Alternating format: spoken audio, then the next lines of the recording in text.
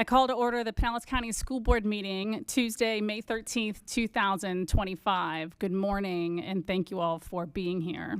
We will start our meeting this morning with an invocation by Father Ryan Whitley of St. Thomas Episcopal Church in St. Petersburg, followed by the Pledge of Allegiance led by Vice Chair Caprice Edmond, and the national anthem by Clearwater High School under the direction of Sharon Adams. The colors this morning will be presented by Clearwater High School's JROTC Marine Corps unit under the direction of Gunnery Sergeant Martin Ortega. Please stand and remain standing until the colors have exited the room. Father Ryan, good morning. Good morning. Let us pray. God our Father, you see your children growing up in an unsteady and confusing world. Show them that your ways give more life than the ways of the world, and that following you is better than chasing after selfish goals. Help them to take failure not as a measure of their worth, but as a chance for a new start. Give them strength to hold their faith in you and to keep alive their joy in your creation. Bless also this school board with wisdom and courage to set a course for our children that will increase their learning, encourage their curiosity, bolster their creativity, and give them a lifelong fearlessness in their pursuit of knowledge. Guide this board into right pathways for your name's sake, and let them not be overcome by anxieties, especially for anything which stands outside their own experience. Build them up into a body that is unified with itself, for the constant encouragement of our children and not for the harboring of fears. Give us all a heart to know you and love you. And all this we ask in your holy name and to your honor and glory. Amen.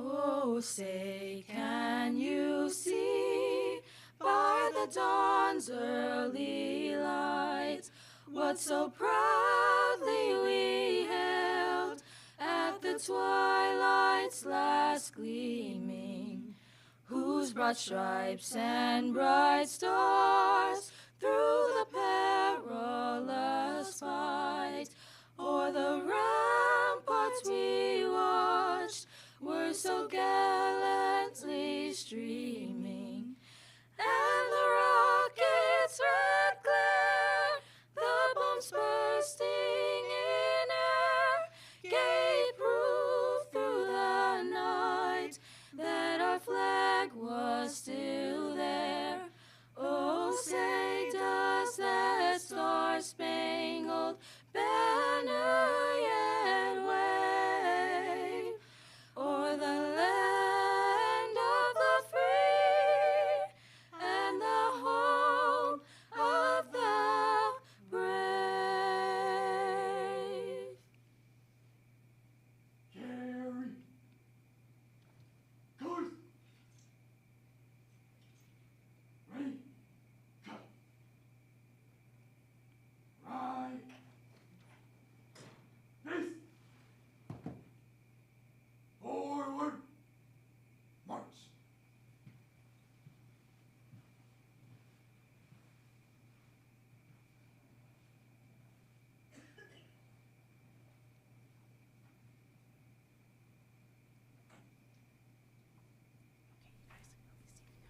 Please be seated. Mrs. Adams, good morning. Would you please introduce the second song? Yes, I'd like to introduce Miss Kiara Sweat, and she'll be singing the song Opportunity from the Broadway musical Annie.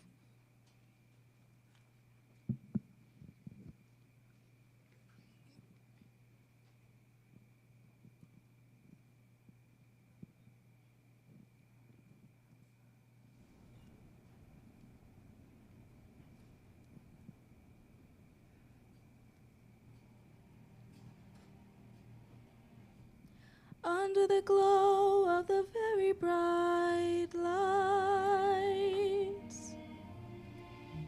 I turn my face towards the night sky, and I'm not afraid of 1,000 eyes.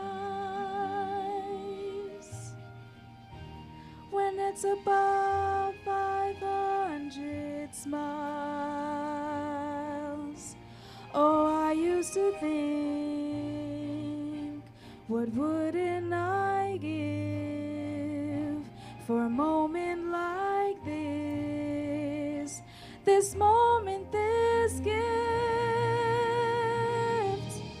Now look at me and this opportunity that's standing right in front of me. And one thing I know, it's only part luck, and so I'm putting on my best show. All in the spotlight, I'm starting my life. Big dreams becoming real tonight. Now look at me and this opportunity. You're witnessing my moment, you see. My big opportunity. When all things go wrong, all things turn right. 'Cause this is real, and it's all mine. And I'm not afraid to fly. When it's above 5,000 smiles, oh, I used to think, what wouldn't I give for a moment like this, this moment, this gift. Now look at me and this opportunity that's standing right in front of me. And one thing I know, it's only part luck, and so I'm putting on my best show. All in the spotlight, I'm starting my life. Big dreams are coming real tonight. So look at me and this opportunity. You're witnessing my moment, you see. My big opportunity. I won't waste it, I guarantee.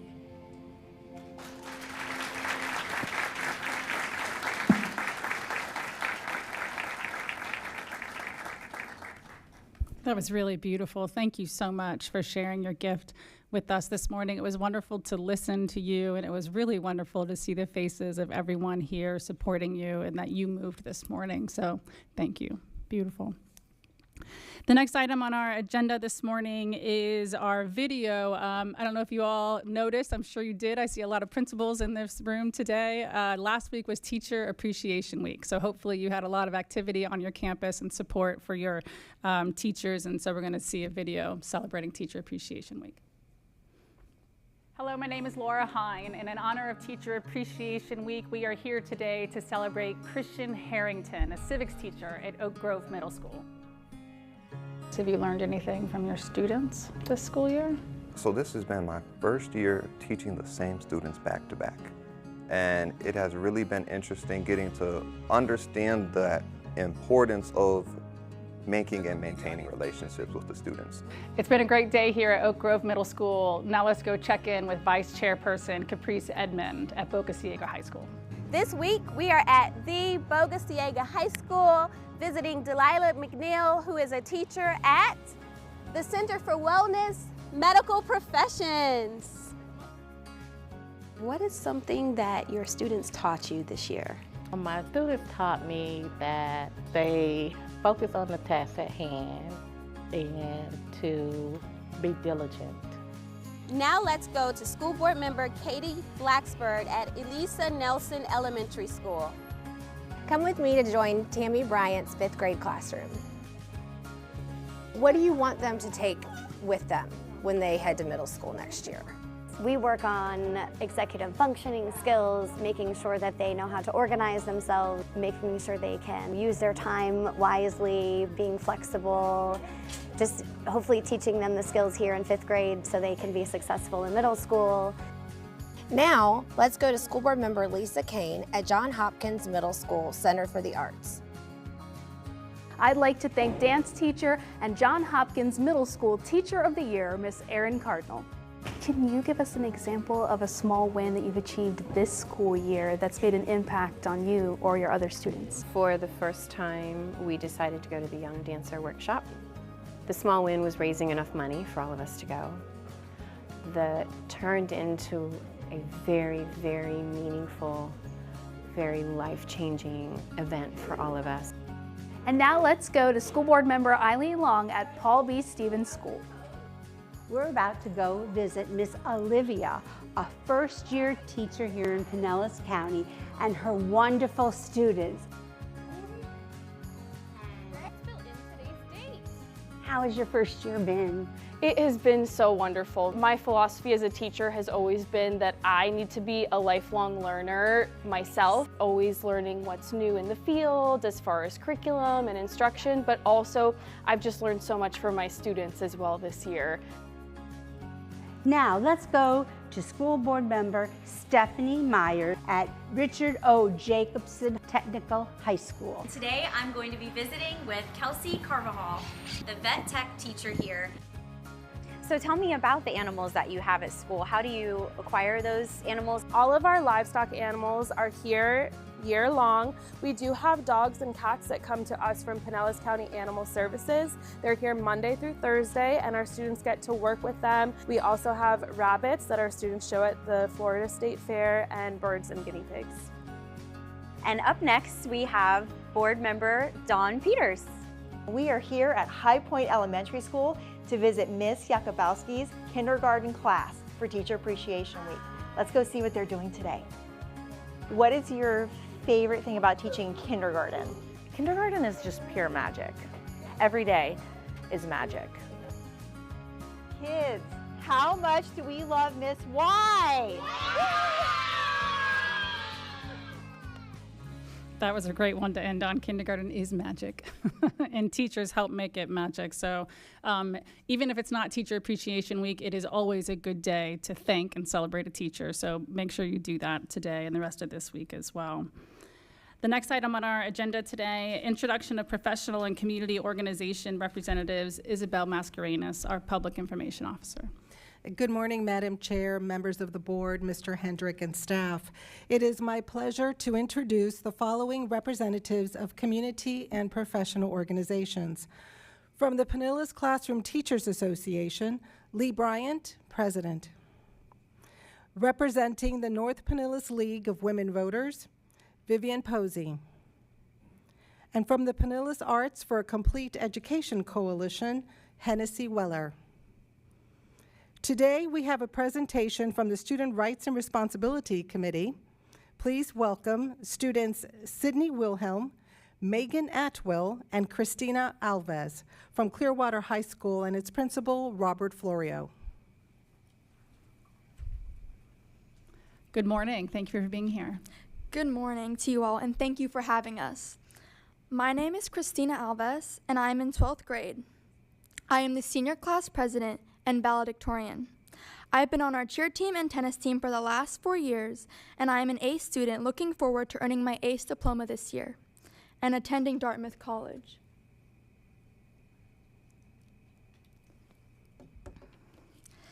Last year, at Clearwater High School, we earned a B designation from the state of Florida and are pushing hard this year to earn an A. We have a 98% graduation rate with a 91% retention rate, with 95% of the senior class accessing at least one college credit. Furthermore, the opening of the school year has been outstanding. Students and staff have been quick to adjust to new expectations and ways of work. Academically, our standards have only increased, and our various programs are thriving. As a Cambridge ACE Diploma school, this year we had 706 students taking 1,246 ACE exams this spring, the most we've ever had. Additionally, we have 162 students sitting for 172 AP exams, and 274 students earned college credit through one of our dual enrollment partnerships. Of our students who participated in the ACE curriculum, 44 earned the complete prestigious ACE diploma, meaning they took and passed 7 classes in the 3 required areas. Of these, 8 earned the ACE diploma with merit, indicating superlative performance on the ACE tests. This year, our ACE program took college tours of UCF and FGCU over spring break. And 14 ACE students and 2 of our ACE teachers took a trip to England and France, of which I am thankful to be a part of. I learned about European history and how we applied it in real life in class, turning textbook into reality. In addition, our ACE program surpasses state and national pass rates in the following subjects: art and design, biology, chemistry, economics, media studies, thinking skills, and travel and tourism. The incredible College and Career Center at our school continues to thrive. It is a great resource for our students to learn more about post-high school opportunities, entrance criteria, and scholarships.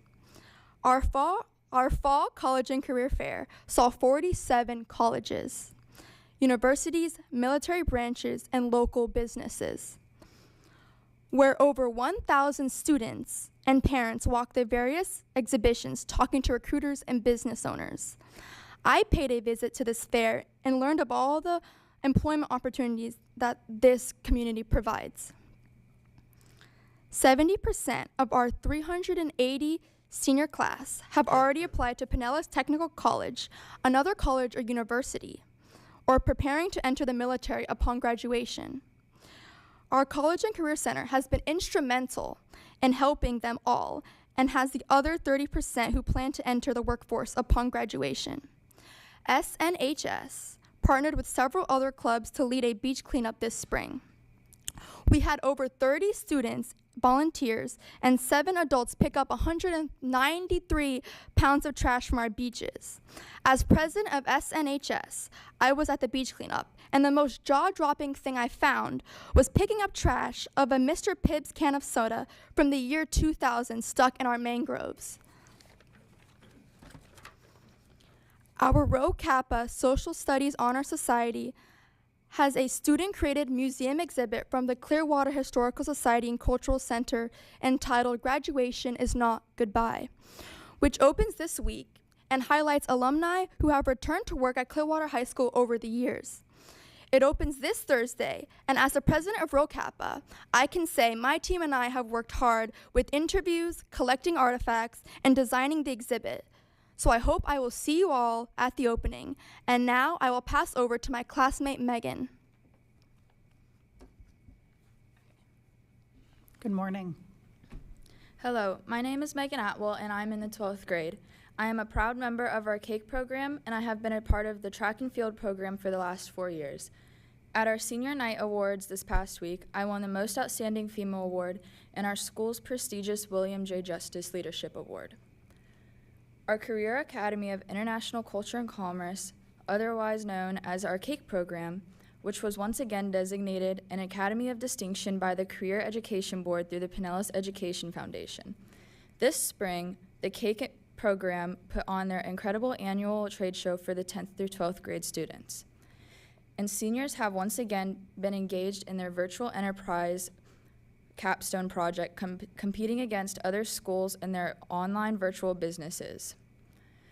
Our cake program also had more field trips this year, to various businesses and culture students experienced this year than ever before, taking students to Ybor, Port of Tampa, Universal Orlando, Monin, Raymond James, Dairy Curl, Nelson Media,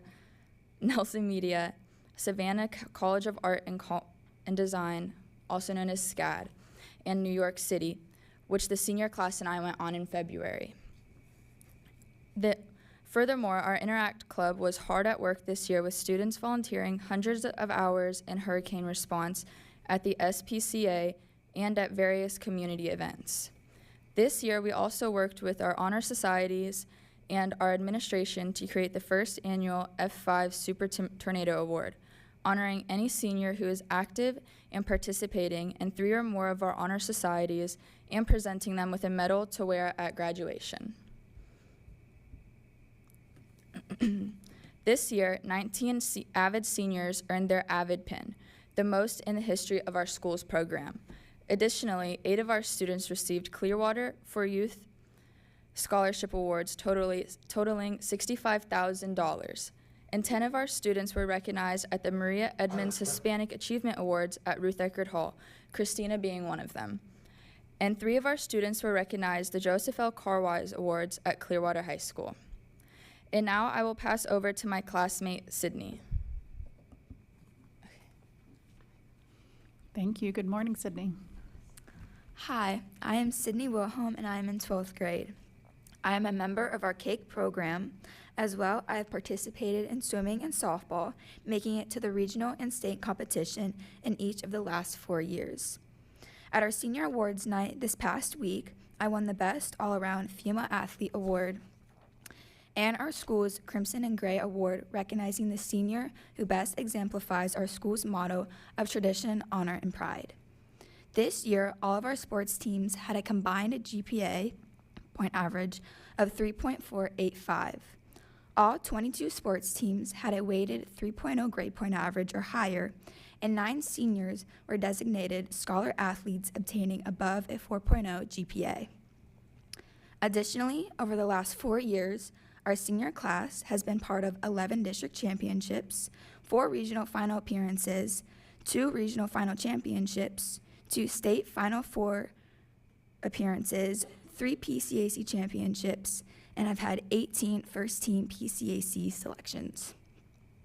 This year alone, varsity boys football won the Mayor's Sentinel Cup vs. Countryside and competed in the regional playoffs. Furthermore, varsity girls basketball was PCAC runner-ups, district champs, and competed in the state Final Four this year. Also, varsity swimming sent 7 students to the state competition, including myself, where I placed 12th in the 50 free and 14th in the 100 free, with also medaling in both relays. Several athletes across swimming, golf, wrestling, and track competed regionally. Moreover, 8 of our incredible senior students, athletes, signed national letters of intent to continue their athletic careers in college next year. In addition to our sports, our Marine Corps JROTC program continues to represent us well at numerous events throughout the district and state. For the 4th year in a row, they placed first in the state, winning the prestigious Iron Bear competition. Also, our visual performing arts programs continues to excel. And our fine arts programs has students win numerous awards this year, including having art from students display at the St. Pete Fine Art Museum, the Clearwater Marine Aquarium, and the U.S. Capitol. Our Thespian Society did extremely well in districts and this year performed 2 incredible shows, The Outsiders this past fall and The Wizard of Oz this spring. Additionally, our marching band has marched and performed this year in the Veterans Day Parade, the City of Clearwater MLK Junior Day Parade, and St. Patrick's Day event. Finally, our choir was invited to perform at Disney's Candlelight and Rotary Club event this spring. So many of our programs continue to excel, and we thank you for your continued support. We are extremely proud of our amazing school and all of our extracurricular opportunities we have to showcase and the talents of our incredible students and staff. Thank you again for giving us this opportunity to share.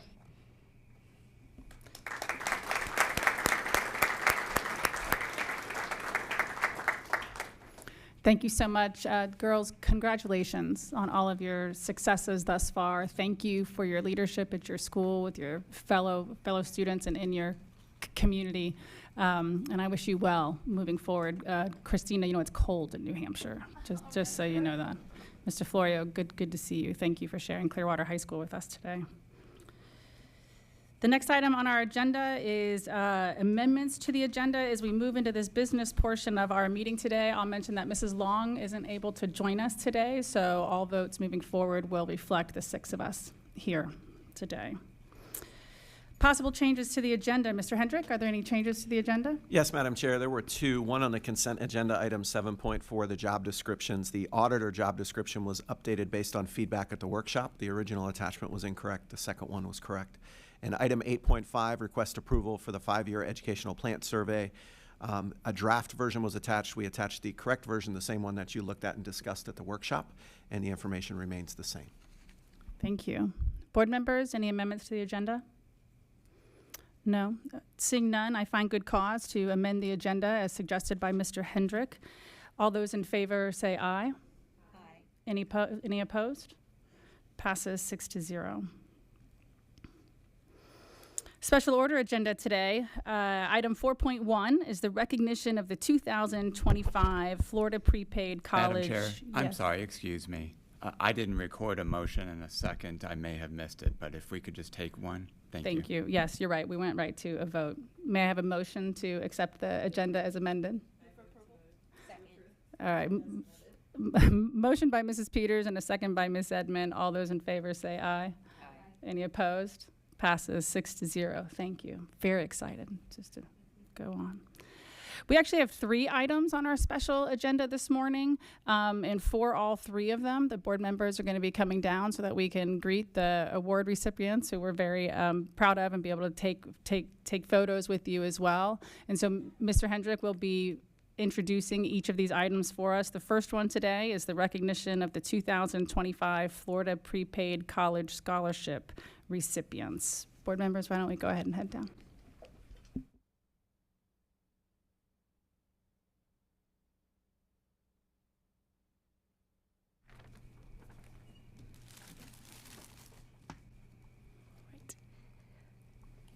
Good morning, Superintendent Hendrick. We'll give that. You're good. Give them a chance to come down the ramp. So item 4.1 is a recognition of the 2025 Florida Prepaid Scholarship recipients. Pinellas County Schools has a relationship with the Florida Prepaid Foundation, and they offer scholarships to students. And here to tell us more about those students and more about the program is our K-12 school counseling specialist, Valerie Santos. Ms. Santos? Good morning, Superintendent Hendrick, Madam Chairperson, board members, family members, and guests. I'm so excited to present the Florida Prepaid Plan partnership that they do with several districts. Each year, several seniors complete a scholarship application from the Pinellas Education Foundation, and they award 3 Florida Prepaid scholarships to deserving seniors that have identified they'd like to continue to be part of education. And I'll bring them, they're all accompanied by family, friends, and their principals as well, so I'm so excited to call each one of them up. I'll start with Ava Burris. She's a senior at Largo High School with a 3.78 GPA. Ava plans to attend St. Petersburg College. Congratulations, Ava. Congratulations. Head on up.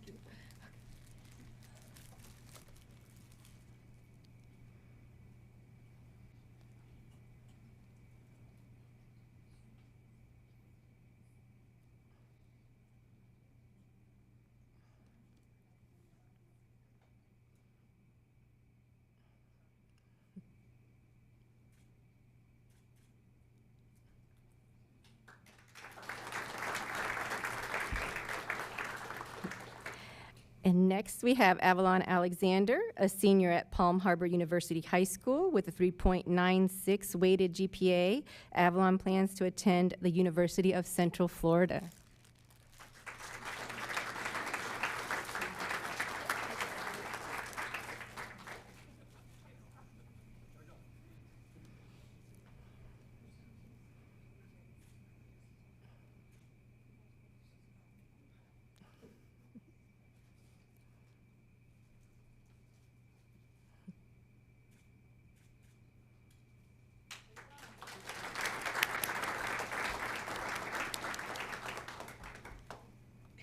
And next, Briley Bisciglia, a senior at Tarpon Springs High School with a 4.22 weighted GPA.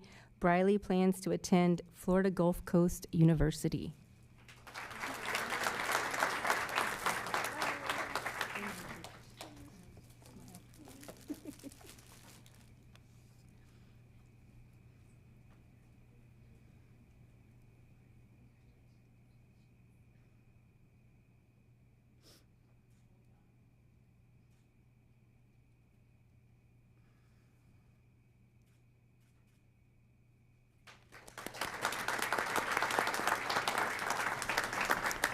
Thank you, Ms. Santos, and congratulations to our 3 seniors. And if you lost this point in the audience, they all want to continue in the field of education. Come back and be teachers in Pinellas County Schools.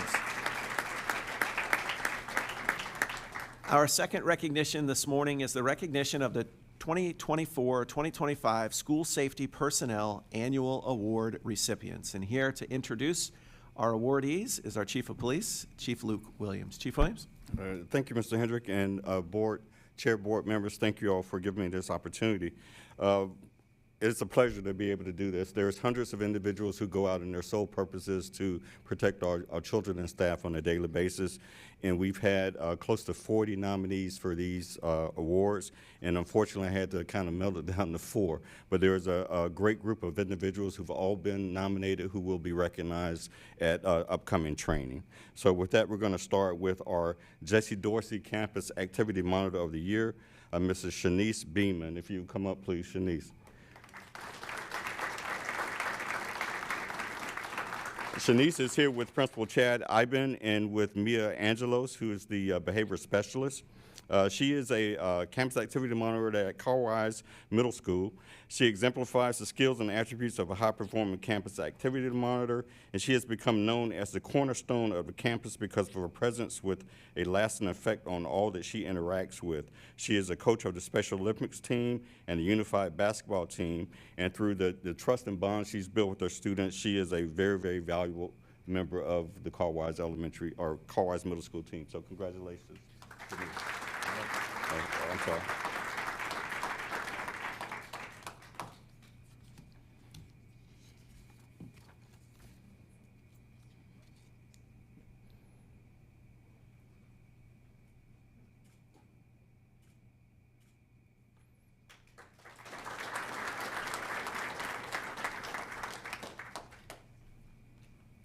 Next is our School Safety Officer of the Year, Mrs. Caitlin Diu from Lynch Elementary School with Principal Brandy Williams-Macon. Caitlin?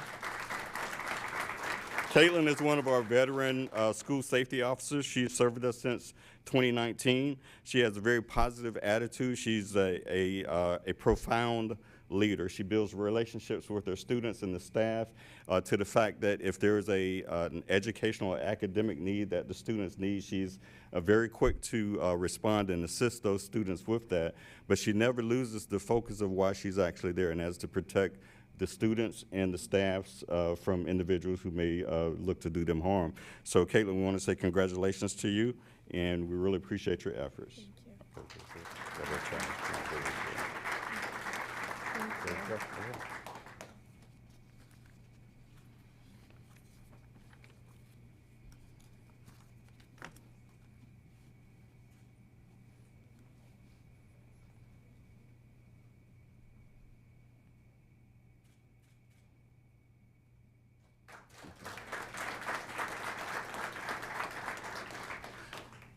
On these next two awards, I actually took the liberty of making two when I usually do just one. It was very difficult to come up with just one individual to represent this year of the School Resource Officer of the Year. And it's actually the Michael A. Hawkins School Resource Officer of the Year Award, and retired Sergeant Michael Hawkins is in the back. So Michael, thank you. It's not every day you get an award named after you. But first, we're going to have from Tarpon Springs PD and from Tarpon Springs Fundamental Elementary School, Officer Matt Gear. Matt, would you come up? Matt is also, he's here with Sergeant Jake Miller, and Chief Jeff Young was unable to be here, as was a vast number of his staff members, because unfortunately, but as a point of celebration, it's the 5th anniversary of the death of Officer Charles Condek, and they're all in Washington, D.C. at this moment honoring his legacy that he left in Tarpon Springs. So one thing about Officer Gear is that he's actually had an opportunity. You can go and take your pictures while I'm there. He's actually worked at every school in the city of Tarpon Springs, and what Chief Young did when we went to the SSO, School Resource Officer format, he decided that, well, you know what, my kids need to be exposed to law enforcement, and through elementary, middle, and high school, he has a dedicated police officer to do that. And Matt has been one of those individuals who's actually gone to he's worked in every school, and he's actually matriculated with some of the kids when they graduated from one school to the next. So he's in charge of the school safety patrol. He does a number of outside activities with the students, to include doing a speed measurement device for tracking the speed of a baseball, and the kids really love him, and so do your principal, Mrs. Teresa Price. So we want to thank you for that nomination, and thank you for the work that you do with our students on a daily basis, Matt.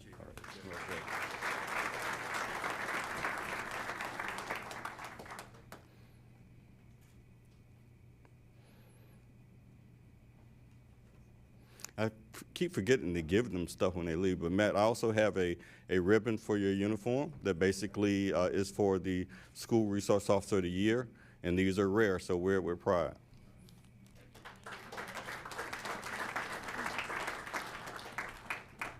Okay, thank you, congratulations. And finally, I cheated. The second School Resource Officer of the Year Award recipient of the Michael A. Hawkins Award is Officer Pam Settle from the St. Petersburg Police Department and from Northeast High School. And Officer Settle is here with Principal Michael Hernandez and an entourage of individuals. So if you don't mind, I'll just mention that we have retired Detective Vonda Wynn, Lieutenant Orlando Sandy, Sergeant Mark Rasthorn, Major Anthony McCoy, Assistant Chief Mike Kovacev, and I know there are several others who in the back that are basically very excited about Pam's achievement. Pam has worked at Meadowlawn Middle School as well as Northeast High School. She is known as an individual that has a delicate balance between being firm and being approachable, and I know that your students appreciate it. She is known for being able to de-escalate conflicts, which is very important, but she also mentors, and she's a great role model for the individuals in which she comes in contact with. So I'm very proud to have an opportunity to present you with the Michael A. Hawkins School Resource Officer of the Year Award, along with your challenge coin and with your pin.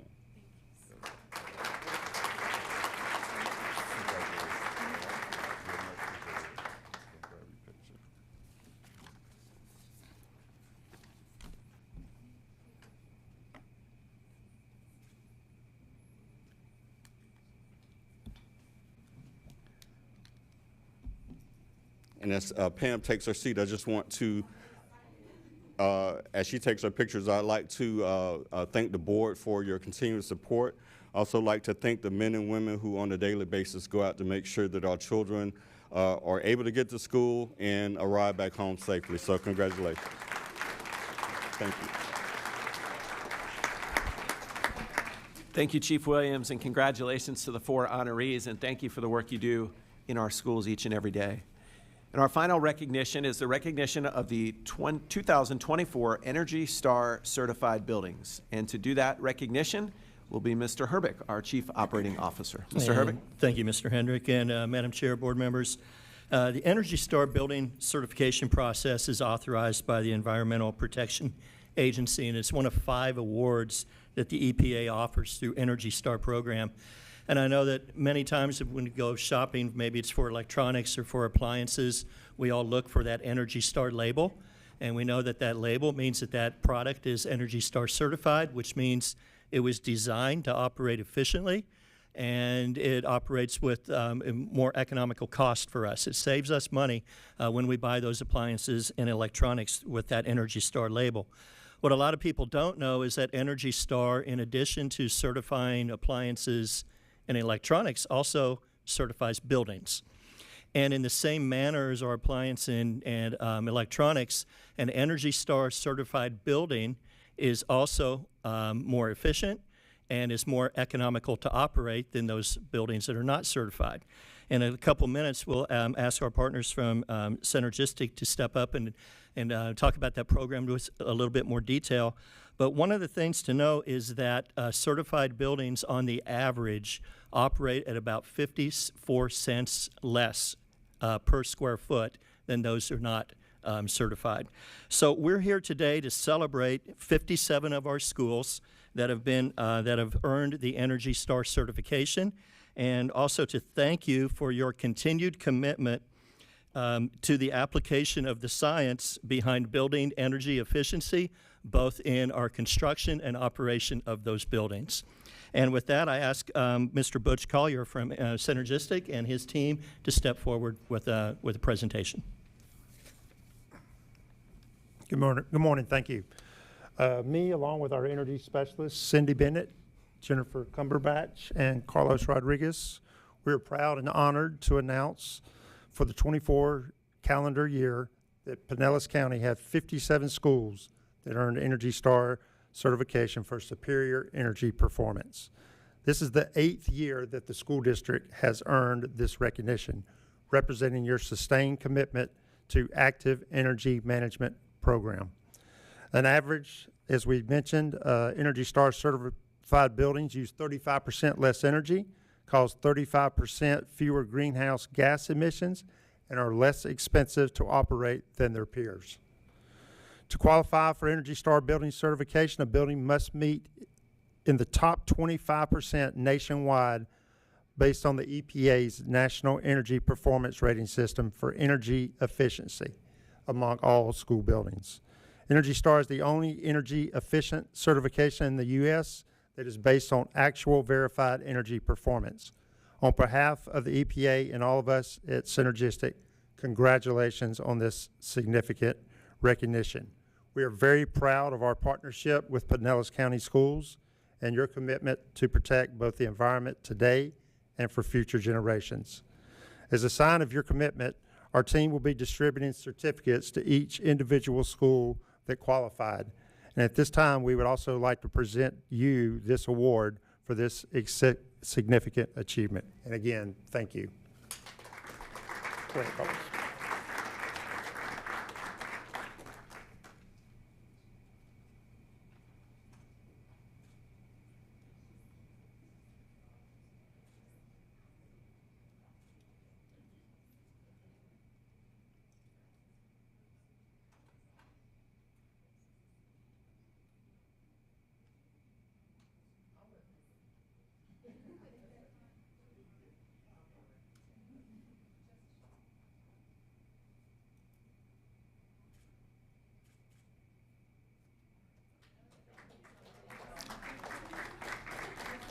Thank you, and our board members will come back up, and we'll continue with public comments on agenda items.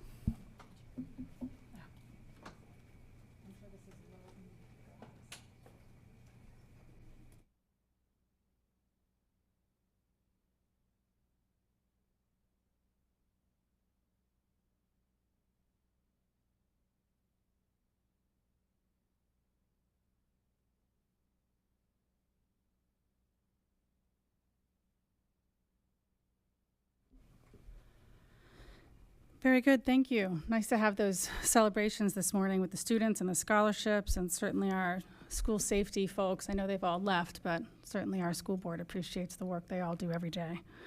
And then the Energy Star, I'm sure that's made with low E glass. Make sure we're conserving energy.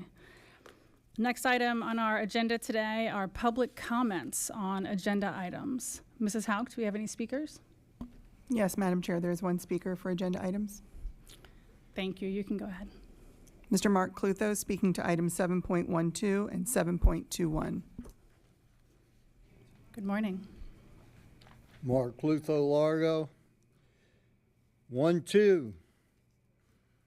Internship. Well, what are they going to be doing? They're going to be making more stupid buildings like right across the street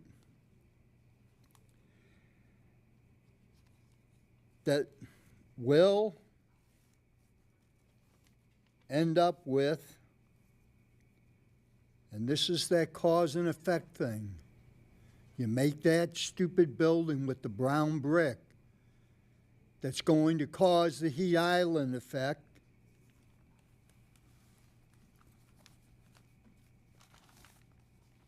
A manatee die-off. Correlation, cause and effect. Make that stupid building. Happens every time. 721. With the Pinellas County building improvements for emergency hurricane shelters. Well, see, you should have made the buildings right in the first place. If you would have, they could stand up to a Hurricane 5. And this nonsense about Energy Star would not be an issue.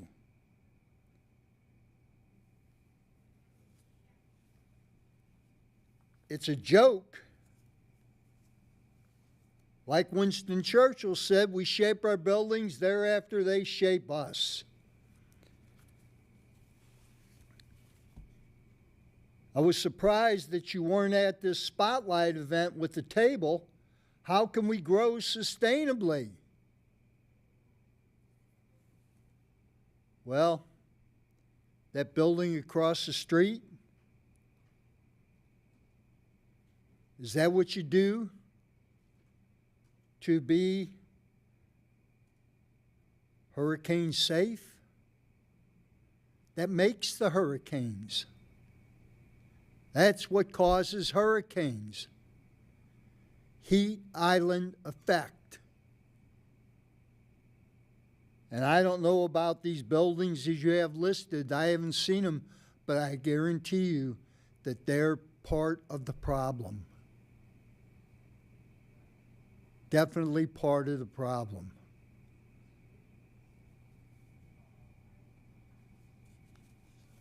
Yeah.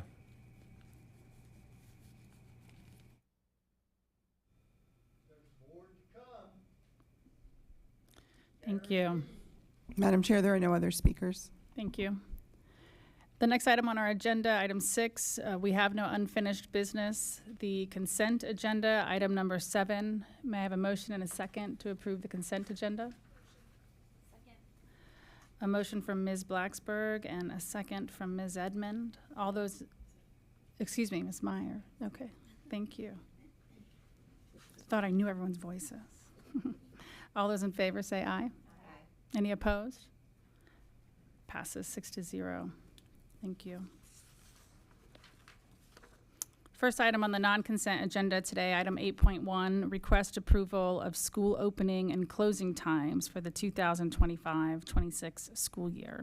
May I have a motion and a second to approve this item? Motion from Ms. Meyer and a second from Mrs. Peters. Mr. Hendrick, would you please introduce this item? Thank you, Madam Chair.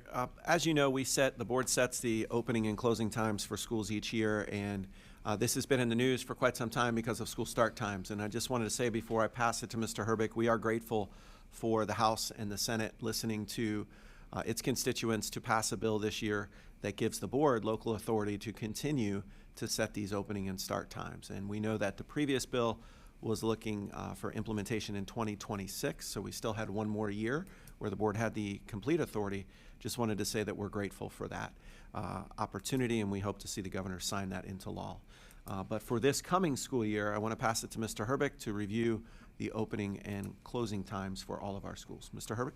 And thank you, Mr. Hendrick and Madam Chair, board members. The routing strategies that the Transportation Department put in 2 years ago, with your blessing, namely the zoned arterial stops and the ability to float start and closing times by 15 minutes one way or the other, have proven to be successful. The evidence really lies in the the reduction that we made in the number of late buses and the corresponding reduction that we've all seen in the amount of phone calls and emails we get about late buses. So those two strategies allowed the transportation routers to really take a look at our routes and work with the opening and closing times and enable them to reduce the number of routes. We currently have 322 routes, 326 drivers as of today. Proudly, we can say that we're one of the few large school districts in the country that has a surplus of drivers right now. And so what we're seeing is that those strategies and the work that our routers have been doing, establishing those start and closing times, has been working. So for the 25-26 school year, we propose to keep the current times that we have this current year and roll those forward. With one exception, and that exception is the combination of Walsingham and Southern Oak Elementary Schools into Walsingham Oaks K through 8, and that time, the two times for Walsingham and Southern Oak obviously will go away. Walsingham Oaks K through 8 will have a proposed starting time of 8:30 to 3 o'clock. And one last comment I would have is if their work continues to go forward, if the routers have to slide a starting time either 15 minutes sooner or later, that's different. That is what is published today. They will make that known by July 1st and share that with that school, with you and the community. Thank you. Board members, any discussion? I think it's good to take the opportunity with the acknowledgement of the legislation changing that while it is back to school districts, Pinellas County Schools is still working on with the new software that we've implemented, and this year we'll be routing both in our old system and our new system to make sure we have that redundancy and the new system is up to speed and working well, and then work this fall to do the math on if we can achieve some later start times for those high school start times on our own. So we're still working towards that end. Just want to acknowledge that. Okay. With that, we have a motion and a second to approve item 8.1. All those in favor say aye. Aye. Any opposed? Passes 6-0. Item 8.2, setting a public hearing and authorizing the advertisement of the public hearing to consider the repeal of policies 8450, control of casual contact communicable diseases, policies 8453, district contact communicable diseases, and 8453.01, control of bloodborne pathogens, and adoption of policy 8450, control of communicable diseases. This is the first reading. May I have a motion and a second to approve this item? Motion from Ms. Blacksburg and a second from Ms. Meyer. Mr. Hendrick, would you please introduce this item? Thank you, Madam Chair. As the board recalls, the board asked us to look at this policy and update it, and so we have done so with the discussion at a workshop and bringing you a final proposal today for a first public hearing, a request of a public hearing. And here to give us more detail on that is the Director of Strategic Planning and Policy, Leanna Eisen. Ms. Eisen.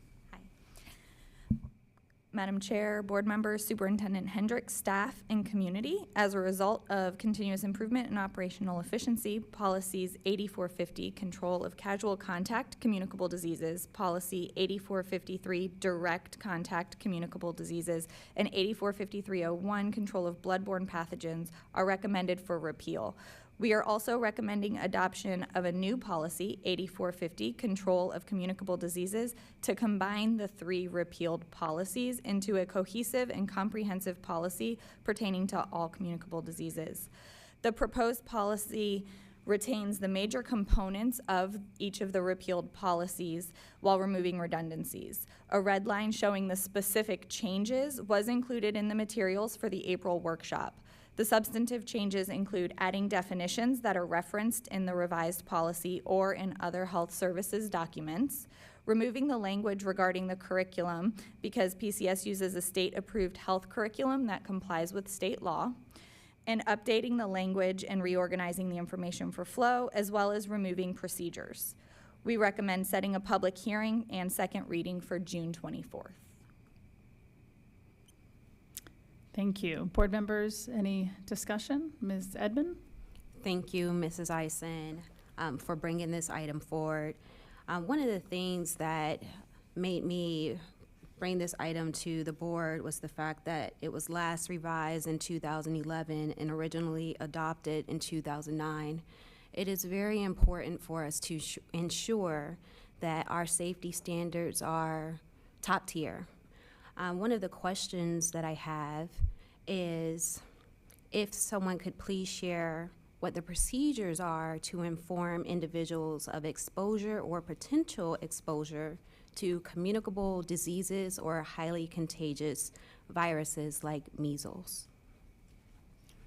I'd like to ask Donna Sicilian, our Executive Director of Student Services. She can provide that. Good morning. In Mrs. O'Toole's absence today, I'm hoping to be able to clarify that for you. What happens per Florida state statute is that the Department of Health is who notifies the school district. They call and notify Sarah that a student has been diagnosed. So the student's medical provider diagnoses them with an illness that is considered a communicable disease. They are therefore required to notify the Department of Health, and then the Department of Health notifies the school district, and they then take over as the lead on the communication, who is communicated, what is communicated, and when it is communicated. So we then follow the direction of Dr. Cho and the Department of Health in those communications and in how we manage and handle ensuring the student's safety. Thank you, Mrs. Sicilian. You're welcome. And Mrs. Eisen, I do want to acknowledge the work of you and your team on bringing these policies forward and streamlining it into one concise policy. Thank you. Thank you. Any other discussion? Seeing none, we have a motion and second on the floor to approve item 8.2. All those in favor say aye. Aye. Any opposed? Passes 6-0. Item 8.3, setting a public hearing and authorizing the advertisement of the public hearing to consider the amendment to policies 7101, building permits in the Code Enforcement Office, 8400, environmental health and safety issues, and 8410.01, critical incident response. This is the first reading. May I have a motion and a second to approve this item? Second. Motion from Ms. Peters and a second from Mrs. Kane. Mr. Hendrick, would you please introduce this item? Yes, Madam Chair. This policy was also brought to the board at the same workshop, and I'll ask Mrs. Eisen once again to explain the changes. As discussed at the April workshop, we're recommending amendments to 3 policies as a result of continuous improvement, as well as in response to and preparation for hurricane season. I'll review the policy amendments in numerical order, starting with 7101, building permits in the Code Enforcement Office. We're recommending updating it in accordance with state law, clarifying that the amount spent per maintenance project will not exceed state limits, specifying that all building plans and inspections will be conducted and reviewed by registered and certified individuals in accordance with law. Policy 8400, environmental health and safety issues. The amendments include revising it to be more applicable district-wide, updating consistent use of indoor environmental quality terminology throughout the policy, and removing reference to other school board policies. And 84 01.01, critical incident response, we're updating the components of the district's safety and security program, removing the extensive descriptions of statutory requirements, and clarifying that staff will be compensated for their duty, their assigned duty during the incident response, not for sheltering in place or any unassigned extended duty. We recommend setting a public hearing and a second reading for June 24th. Thank you. Ms. Edmond? Thank you, Mrs. Eisen, for bringing these items forward as well.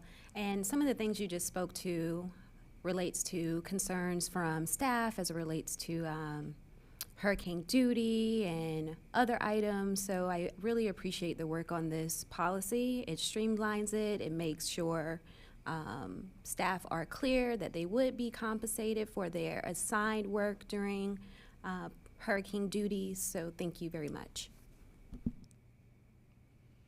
Other board members, any discussion?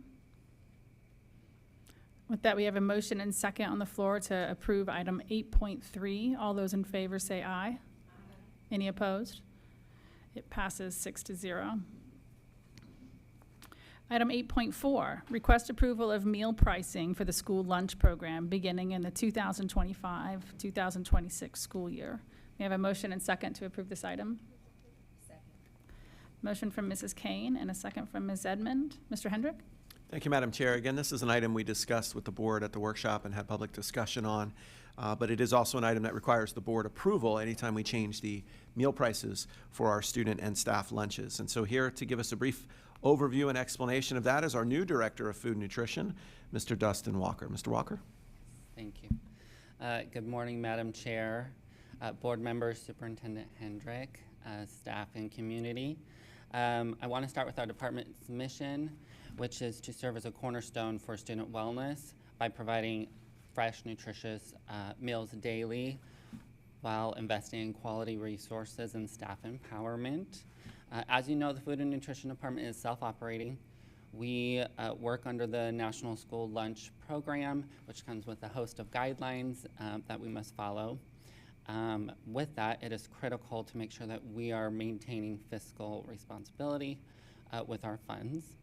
The district prices for paid school lunch have remained unchanged since 2019-20, despite significant increases in operational expenses. Food expenses have increased 7 to 10% according to the USDA's Consumer Price Index since 2019.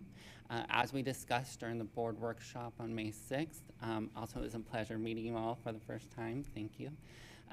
We've looked at prices from nearby counties, and with that, we are on average $1.22 less than other elementary school pricing, 98 cents lower than middle, and then $1.02 lower than high school.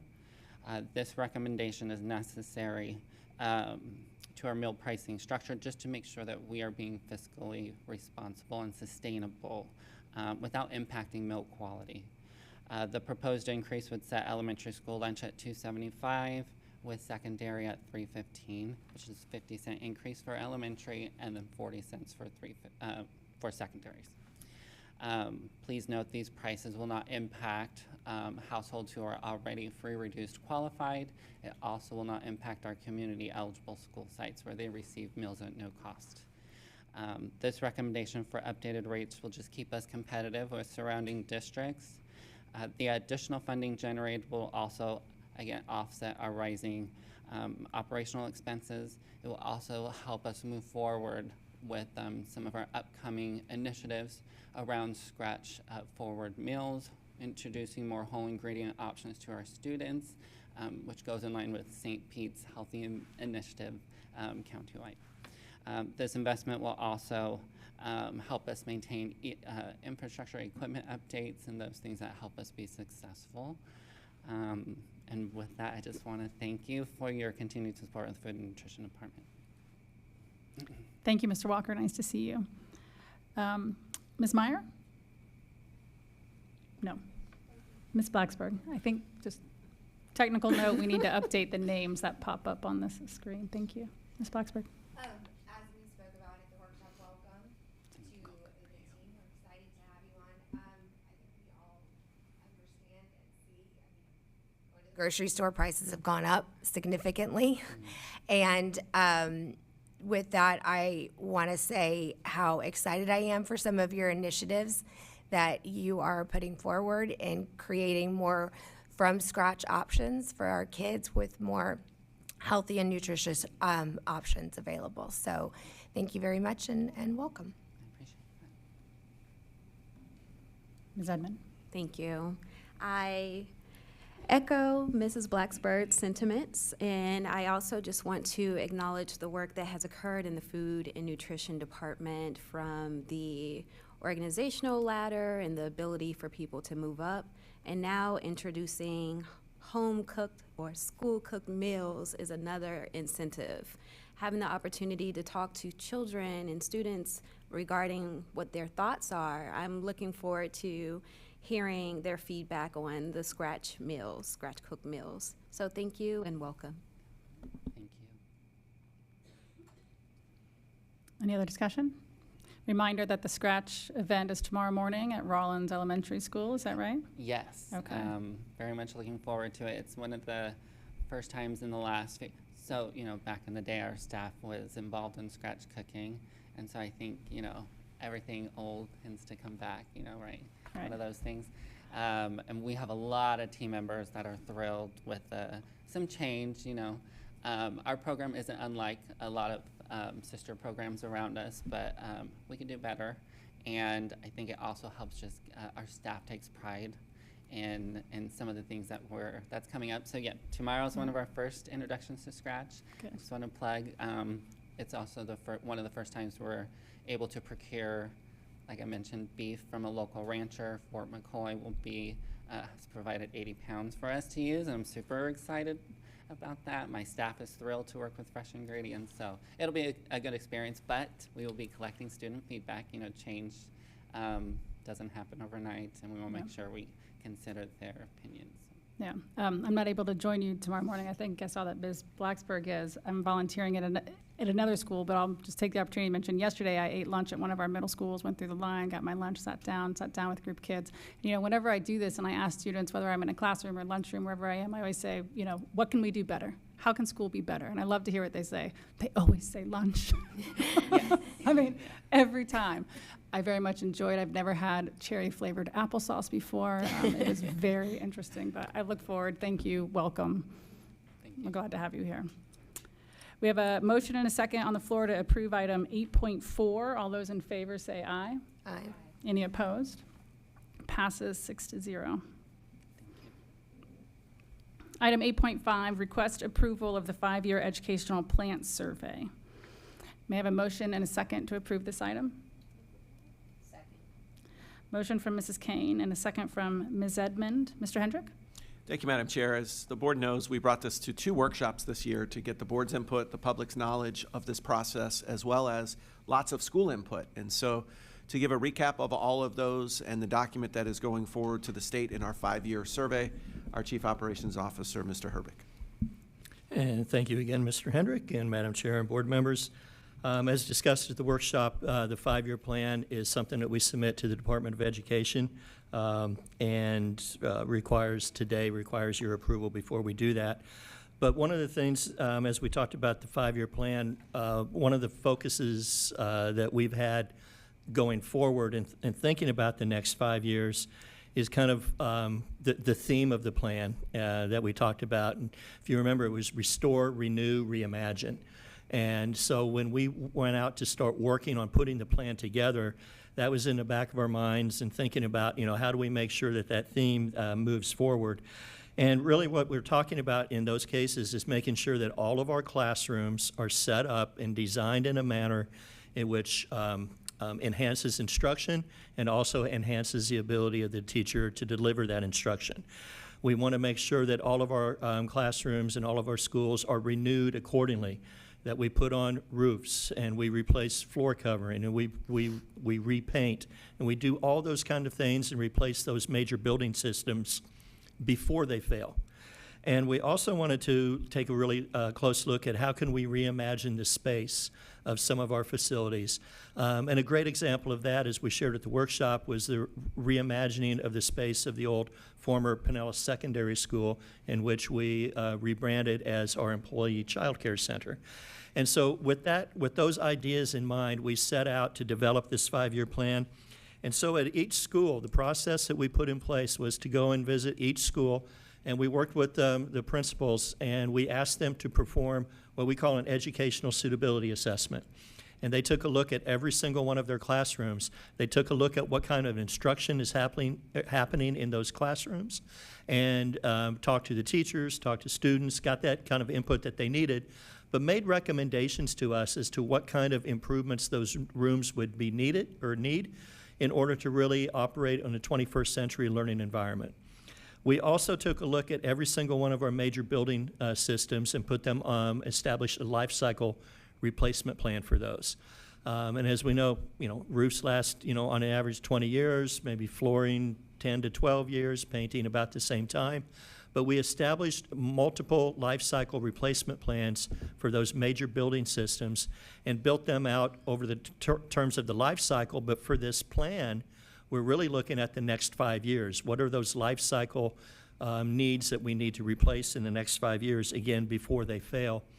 And then one of the last things that we took a look at, again, and all of these things are equally as important, but every single year we annually renew the results from the FSAT, or the Florida Safe Schools Assessment Tool, which is conducted by law enforcement officers, and they visit every single one of our schools. They make a safety assessment of every single one of our schools, and every single year we take a look at those recommendations that they give us, and we accelerate that, and we make sure that we make those corrections as needed on that, as indicated on that FSAT.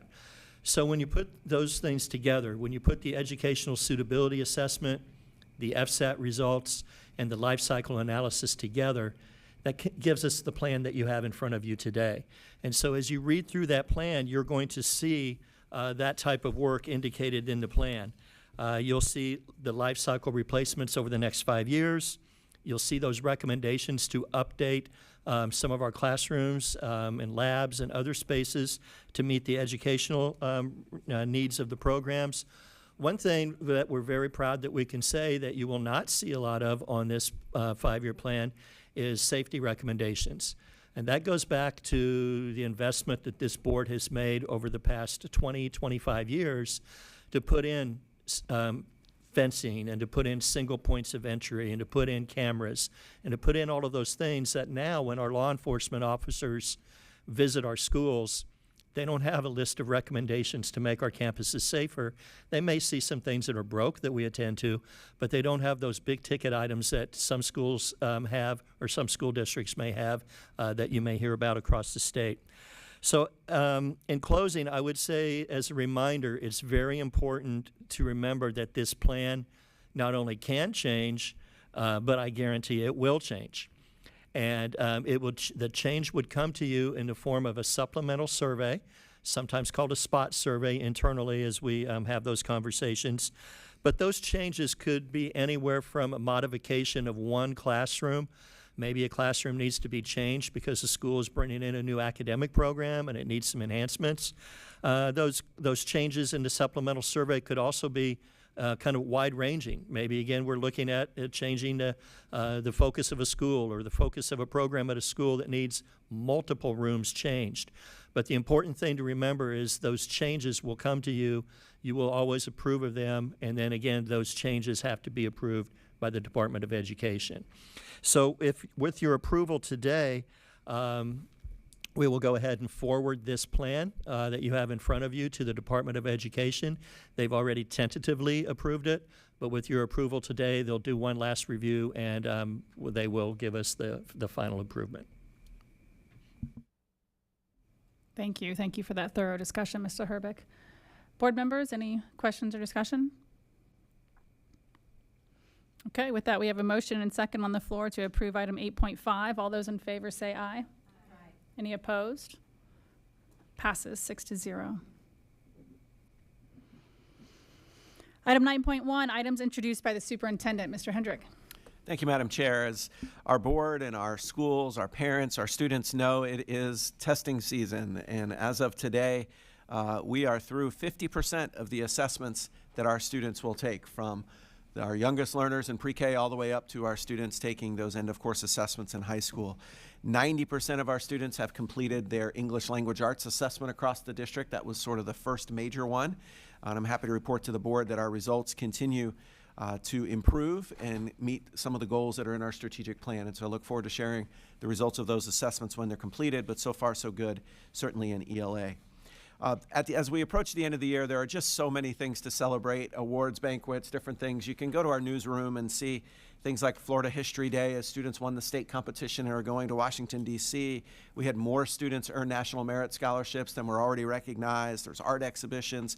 But I want to highlight just a few things that stand out to me and things that I've observed the last couple of weeks. And one of those was, I want to thank our Pinellas Education Foundation for their Mentor Appreciation Breakfast that they held last week, where the Education Foundation organizes the state Take Stock in Children Mentors and our Lunch Pals programs. Over 800 mentors between the two programs, and they recognize some of those special mentors last week in an event at the Largo Central Park Performing Arts Center. Also, of course, and the board was there, saw Walker's Rising Stars recently last week, and saw students win in those different categories, and all the students receive scholarship. Just amazing performance by our students. I want to thank the Education Foundation, Dr. Walker, for 22 years of Walker's Rising Stars thus far. Recently as well, the Tarpon Springs High School Jazz Ensemble was recognized in Downbeat Magazine's 48th Annual Student Music Awards. You're probably not familiar with Downbeat Magazine, nor should you be, but you've probably heard of things like Billboard Magazine or Sports Illustrated. It's the equivalent of a national recognition of top performing jazz band in the country. They were recognized for outstanding performance and live recording. Congratulations to all the students and Dr. Timothy Sexton, who is the jazz ensemble leader. I know the board is aware of this, but I can't say this enough. Congratulations to the Pinellas County Academic Team that won the State Academic Team Championship at the Commissioner's Academic Team Challenge just a few weeks ago. The prestigious tournament tests student knowledge across various subjects, including language arts, mathematics, science, social studies, fine arts, world languages, physical education, health, and technology. This year's theme was on epic challenges, and our students put forth an epic performance in winning that state championship.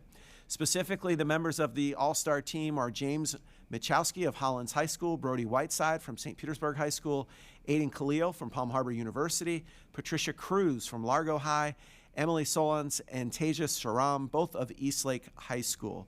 Those students led the team to victory, and I want to congratulate coaches Jacob Colosi of Hollins High, Chris Briggs of Palm Harbor, and John Toronsky of Largo High School, who runs the entire district competition as well. And Aiden and James also made the state all-star team, 6 members, 2 were from Pinellas, and they each received $1,000 scholarships. Congratulations. And speaking of state championships, we've had a number in the athletics realm in the last couple of weeks. Congratulations to Osceola High School boys tennis team, which defeated Lawton Childs High School out of Tallahassee 4-3 to win the 3A state championship.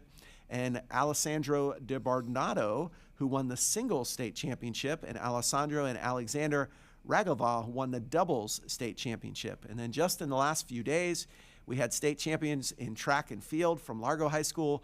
Barry Williams won the 4A long jump state championship, and Liana McClinton won the individual 100-meter and 200-meter state championships. And from Eastlake High School, Avery Chapman won the individual 4A 800-meter state championship. And from Boca Ciega High School, 2A state championship in the 4x100-meter relay was Jamari Ward, Conray Jenkins, Walter Florney, and Keena Taylor. Congratulations to all of our state champions. We normally would recognize all those that I just said with the board, and some of them may come, but a lot of them are seniors, and I suspect they perhaps won't come back next year when we recognize them. So I wanted to make sure we congratulate them now. Graduations are, of course, coming up, board members, and I want the public to know that our graduation webpage has been updated with not only the graduation schedule, which has been up for months, but locations, maps, parking directions, and additional information to support students, families, and staff attending those graduations. You can find all of that on our website. And as a reminder, the last day of school is a full day of school on May 29th.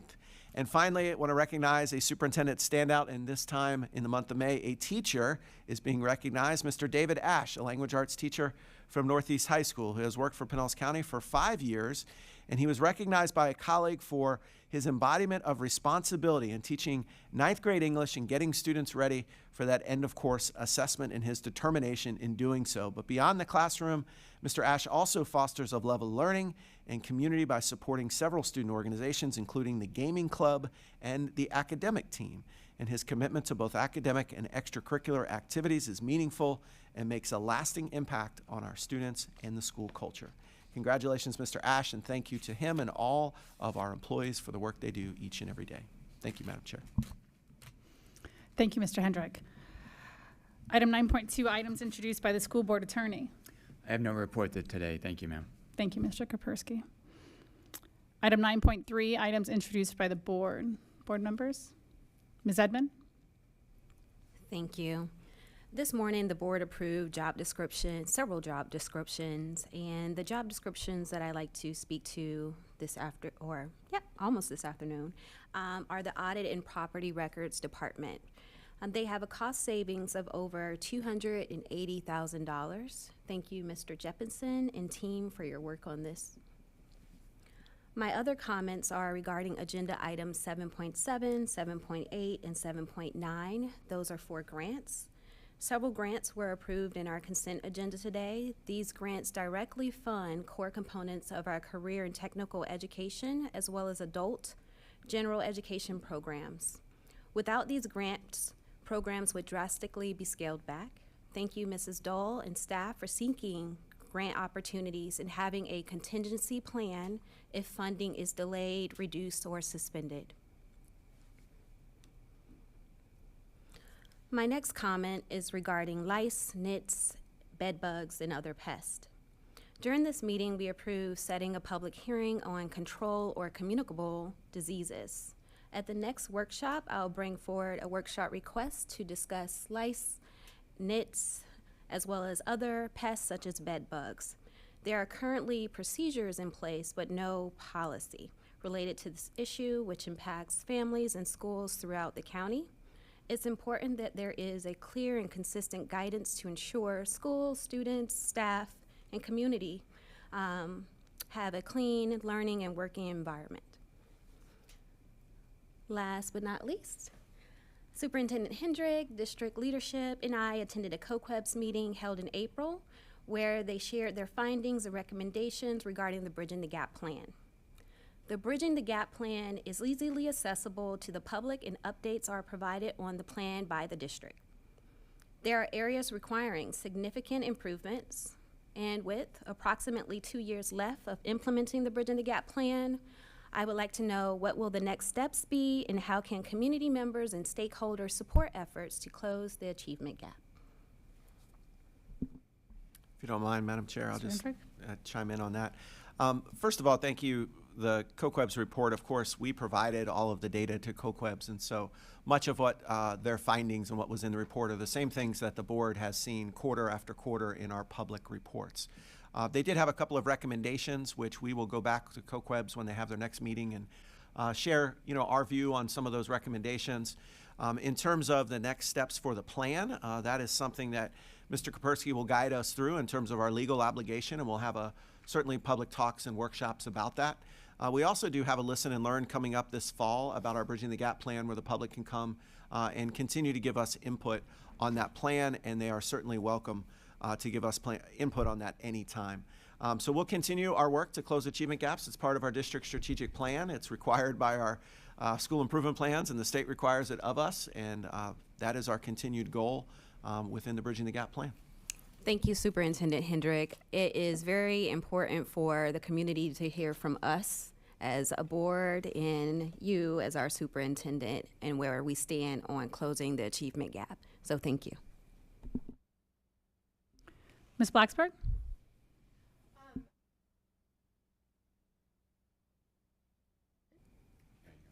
Oh, okay. Is it on now? Okay.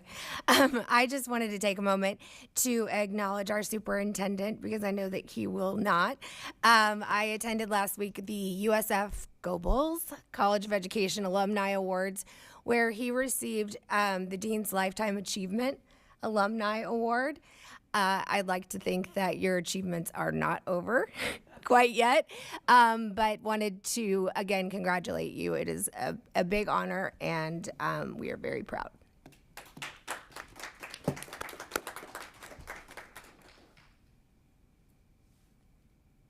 That's it. That's what she's got. Okay, any other board members? So our next regularly scheduled board meeting is June 10th. So after the school year is over, which I don't know about you all, but it feels somewhat hard to believe. I mean, it really is almost over. So I just wanted to say, well, I do want to ask this, that Tarpon Springs Jazz Band, is there a young man named Jackson in that band? There may be, but if there is, he's not related to me. Well, if he is, then congratulations. I mean, I think it's important to acknowledge that you have a student in our schools. You're a parent, you're a dad, you and your wife are raising him in our schools, and he's doing excellent, and congratulations to you. Thank you, Madam Chair. Just one point of note, we did discuss at the workshop a potential special call board meeting on May 27th. Yes. We'll be talking to board members about that this week, but that may be on the calendar before the end of the week. Great. Thank you for reminding us of that. So I look forward to the academic results, certainly. That's what we're here for. And it's good to hear there's already a little bit of good news trickling in. So we will look forward to getting those results as soon as they're ready to share with us. And otherwise, I wish our teachers, our leaders, our students, and our families a very enjoyable, well-deserved summer. And I just want to remind everyone to be safe out there as well. But I hope it's a great summer. It's been a great year. Any other comments? No? Okay, any review of board requests, Ms. Woodford? No, Madam Chair, I did not note any requests. Okay, thank you. Then we'll adjourn this meeting and move to public participation. Mrs. Haupt, do we have any speakers today? Yes, Madam Chair, there are 3 speakers for today. Thank you. I'm going to read the statement that the board has prepared. We will now move to public comment on the general business of the district. Please note that the views and comments of the public speakers are their own and not endorsed or sponsored by the school board or district. We cannot ensure the accuracy of statements made, but will review concerns that are raised and take appropriate action, which may include clarifications or the referral of speakers to the proper staff member for assistance. The board is committed to a standard of civility and decorum in conducting our meetings. This includes refraining from clapping or making audible noises during or after a speaker's comments. We appreciate you assisting us in maintaining a civil and constructive environment. Additionally, please note that although board members or Superintendent Hendrick may leave the dais briefly, there are speakers in the back room, and we will continue to be able to hear your comments. Thank you very much. Mrs. Hauk? The first 2 speakers are Mark Clutho and Cynthia Ricourt.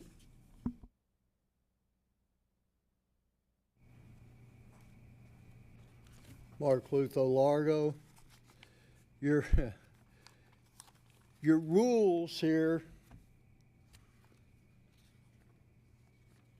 can't do it. 11th Circuit said so.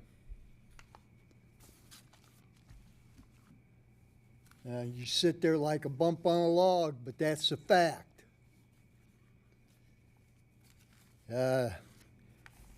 4-3. What a joke. What a joke. I look at the building with the clear story windows that don't work. The west glass of Clearwater High School. That stupid Largo High School with the light shells. Not right. This stupid building right over here with the dark brown brick. And you want to talk about Energy Star? See, this is the only way that you build. The one and only. It's that simple. You go over to the Mediterranean, you won't see it any other way.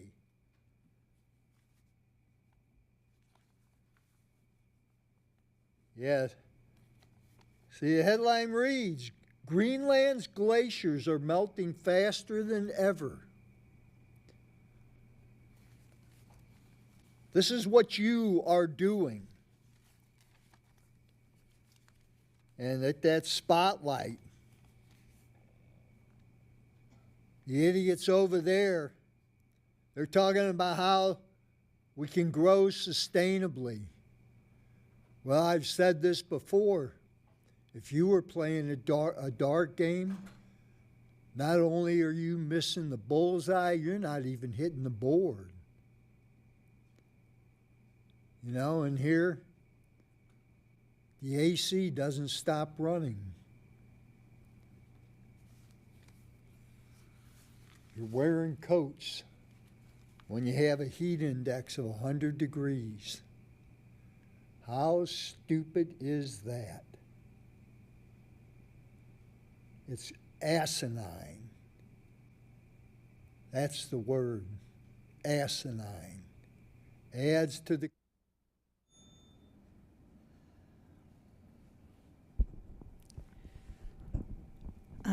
Good afternoon, Madam Chair, Superintendent Hendrick, school board members, and staff. Thank you for allowing me to speak today. My name's Cindy Reckcourt, and I retired from Pinellas County Schools last July after 35 years. Both of my sons graduated from Pinellas County Schools, and my grandson attends Ridgecrest Elementary, where it's my pleasure to volunteer a couple days a week. I'm here today, however, as a volunteer of Defense of Democracy. This organization is a nationwide nonprofit that educates the public. Ms. Redcourt, I'm sorry. The voice is coming from over here. We've stopped the clock so you don't lose any time. Our rules on public speaking do not allow the public speakers to promote an outside organization. So I'm not sure where you're going with that. I just wanted to remind you of those rules. I'm not going to promote it. I'm here to promote the teachers today. Very good. Thank you very much. But you scared me, though.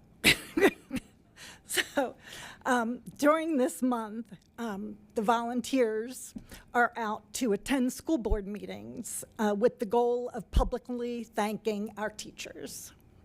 So that's why I'm here today. In a world where educators sometimes face unwarranted criticism and even harassment, it's vital that we as a community stand firmly in their corner. And we must recognize that their invaluable contributions and honor their expertise and treat them with the respect that they so richly deserve. They're shaping the lives of our children, and in doing so, they're shaping the future of our communities and our nation. I've witnessed the tireless efforts of hundreds, maybe thousands, of educators over my years in Pinellas County Schools. And I include all school staff, not just teachers alone when I use the word educator.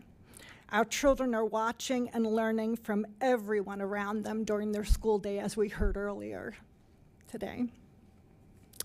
From the front office staff at Ridgecrest Elementary, who are often doing several jobs at the same time, but still modeling respect and caring to families who often are in a rush as they arrive at school, to exceptional education teachers and specialists at Paul B. Stevens and Nina Harris Exceptional Education Centers, who ensure that our students with medical and behavioral challenges are safe and cared for during daily instruction. These are just a few examples of the staff we have here in every Pinellas County school, pouring their hearts and souls into their work, often going above and beyond the call of duty. Beyond the curriculum, our educators are now increasingly called upon to be protectors in ways that go far beyond what they initially signed up for. They're tasked with shielding our students from bullies and creating safe havens in their classrooms. So today, I want to express my deep appreciation for all the educators in our district who give tirelessly of themselves, day after day. Thank you. The next speaker is Lee Bryant. Good afternoon, Chair Hine. Pardon my voice. I've been fighting a cold for a week. Good afternoon, Chair Hine and members of the board, Superintendent Hendrick and staff. Back in 2008, Florida was 26th in the nation in average teacher salary. Now, for the second year in a row, Florida ranks 50th in average teacher pay. That makes it difficult for Florida to recruit and retain teachers, quality teachers. It's a simple economics issue. If you want something that is in short supply, if you want more of something that is in short supply, you have to raise the price you're willing to pay in order to drive up the supply. If the state of Florida wanted high-quality teachers, and there's a shortage of high-quality teachers, they must be willing to raise the pay. Current Florida statutes acknowledges the problem. Quote, "The legislature recognizes that Florida continues to face teacher shortages and that fewer young people consider teaching as a career." Close quote. Well, the state of Florida legislature has come up with an ingenious plan to solve the teacher shortage. Instead of raising educator pay to make it more attractive, they passed HB 1255. HB 1255, among other things, erases the sentence that I just read about the teacher shortage, and along with 13 other references to the word shortage. Problem solved. No more teacher shortages. Bills that would have ended salary compression and would have brought back multi-year contracts got traction, but they ultimately failed in the House this year. The Florida House of Representatives and Florida State Senates failed to pass a budget. They're still in session, and it will cost the taxpayers $50,000 a day until they can do the one thing they are constitutionally required to do, and that's pass a budget. But even if they pass the budget, when you take a look at it, the House bill increases base student allocation 0.67%. The Senate bill raises the base student allocation 1.25%, neither one of which keep up with inflation. Even when inflation right now in our area is only 2%, it still doesn't keep up with inflation. Voucher funding increases $3 to $4 billion, and it is eating away at what we can do. At this time, it is still not too late for people to call and ask their legislatures to fund our schools, fund our future, make sure that we treat the educators and the school system in Florida right. Thank you for your time. Alone we can do so little. Together we can do so much. Thank you. Thank you all for being here today.